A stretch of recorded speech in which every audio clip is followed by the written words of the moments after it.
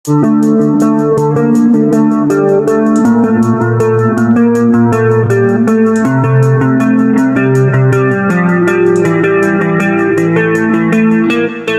keluarga Sertu Eka, korban KKB, KSAD, adiknya saya masukkan ke Akmil. Sebelum lanjut, pasang rompi anti peluru kalian, siapkan senjata, pasang amunisi, dan putar intronya, Bo.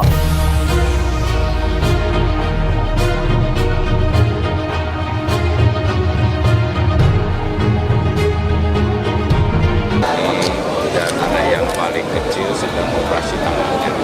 Saya sudah perintahkan kepada Pangdam Cendrawasih agar segera mencari pelakunya sampai ketemu. Dan saya berjanji akan diurus, dikasih beasiswa sampai anak-anak ini sampai dapat pekerjaan. Jadi biaya sekolahnya nanti Angkatan Darat yang akan menanggung. Dan adiknya Eka, laki-laki kelas 3 SMA, nanti akan saya masukkan ke Taruna ya, supaya cepat nantinya akan membantu ponakan-ponakan. Ya, sejak terjadi pembantaian terhadap anggota kami dan juga istrinya, Bidan Sri, kita sudah laksanakan pengejaran bersama dengan pihak kepolisian. Yang pasti ini adalah kelompok separatis teroris Papua yang menggunakan senjata api dan membunuh anggota kami. Satu-satunya saksi mata yang melihat kejadian adalah putra kandung beliau yang masih berumur 5 tahun dan masih dalam keadaan trauma sehingga kita tidak bisa mintai keterangan hingga saat ini. Kepala Staf Angkatan Darat Jenderal TNI Dudung Abdurrahman memastikan akan memasukkan adik dari Sertu Eka Adrianto Hasugian ke Akademi Militer Magelang, Jawa Tengah. Saat ini adik laki-laki Babinsa Megama Ramil 170205 Kurulu Kodim 1702 JWY itu tengah duduk di bangku kelas 3 SMA. Sertu Eka dan sang istri Sri Lestari Indah Putri merupakan korban tewas diduga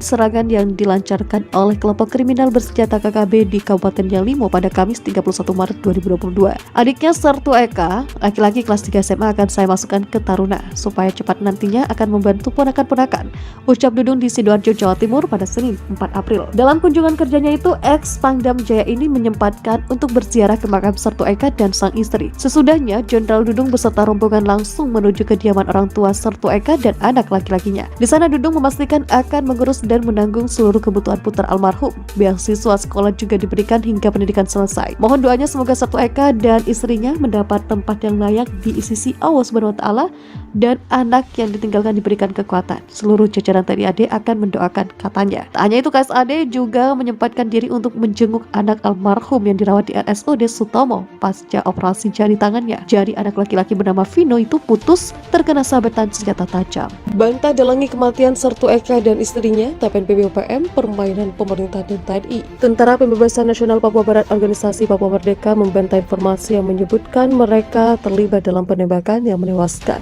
Sersan Sertu Eka Adrianto dan istrinya di Eli Lemin, Kabupaten Yalimo, Papua pada Kamis 31 Maret 2022. Kami sampaikan kepada dunia dan Indonesia bahwa pembunuhan anggota TNI dengan istrinya di Kabupaten Yalimo itu bukan oleh anggota TPNPB dan kami menolak tuduhan media-media Indonesia yang publikasikan bahwa itu aksi TPNPB.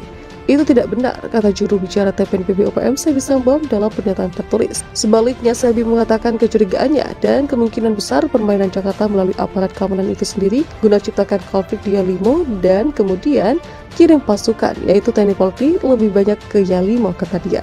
Sebi menyebut tidak ada kelompok kriminal di Yalimo, bahkan maling kecil pun tidak ada. Yalimo, dikatakan Sebi, selama ini menjadi wilayah yang damai dan aman. Dalam hal ini Anda bisa tanya orang imigran Indonesia yang kerja di Yalimo, mereka pasti akan mengatakan bahwa orang Yali di Kabupaten Yalimo itu orang baik-baik dan tidak ada pencuri, kata Sebi. Sejak 1960, masyarakat Yalimo telah dididik oleh misionaris dari Belanda. Pada tahun 2010, para misionaris meninggalkan Yalimo karena pemerintah Indonesia masuk melalui program pemekaran, kata Sebi. Perlu diketahui bahwa dari sejak tahun 1960 sampai 2009 kami tidak tahu pemerintah Indonesia karena semua sistem pembangunan diajarkan oleh orang Belanda. Dulu kami punya yayasan besar yaitu FPSMI, Yayasan Kristen Pelayanan Sosial Masyarakat, yang sumber dana semuanya dari Belanda, kata dia.